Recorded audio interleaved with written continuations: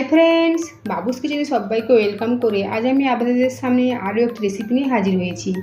আজকের রেসিপি খুবই সাধারণ, আমাদের বাঙালি বাড়িতে রোজকার বানিয়েই থাকি, তা হলো মুসুর ডাল। আজ আমি রাঁধুনি আর পেঁয়াজ রসুন ফোড়ন দিয়ে বানিয়ে নিয়েছি মুসুর ডাল।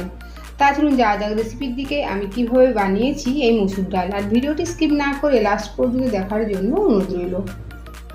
1 কাপ মুসুর ডাল নিয়েছি আর মুসুর ডালটা বার কয়েক জল পাল্টে ভালোভাবে ধুয়ে নিয়েছি। এখন সেদ্ধ করার জন্য একটা প্রেসার কুকারের মধ্যে নিয়ে নেব।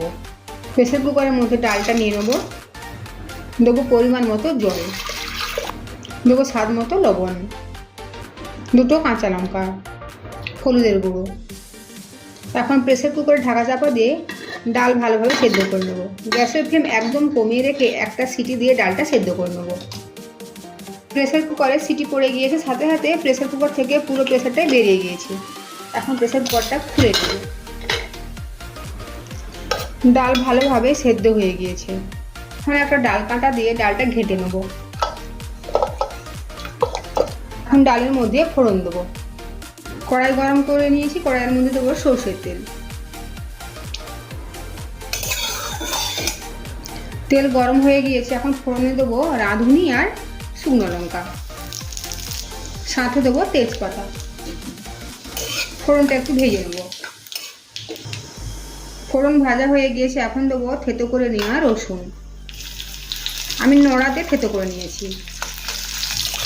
কয়েক সেকেন্ড সময় রসুনটাকে ভেজে নেব।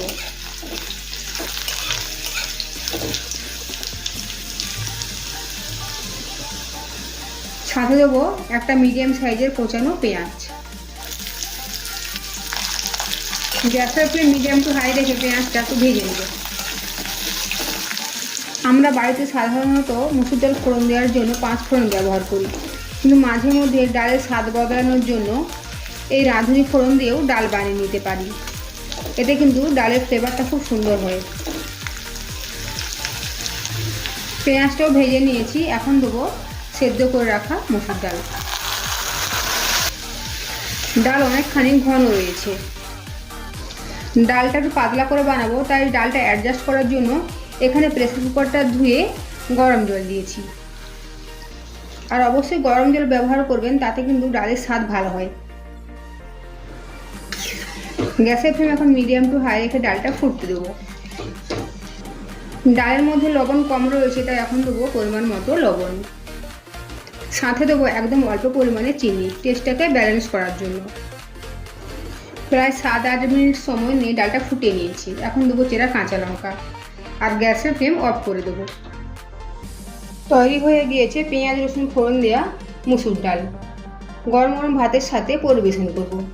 আজকের আমার এই রেসিপি যদি আপনাদের ভালো লেগে থাকে তো অবশ্যই কমেন্ট করে জানাবেন, সাথে লাইক শেয়ার সাবস্ক্রাইব করার জন্য অনুরোধ রইল। আর পাশে থাকা বেল আইকন প্রেস করার অনুরোধ রইল আমার প্রতিদিনের ভিডিওটা আপডেট পাওয়ার জন্য।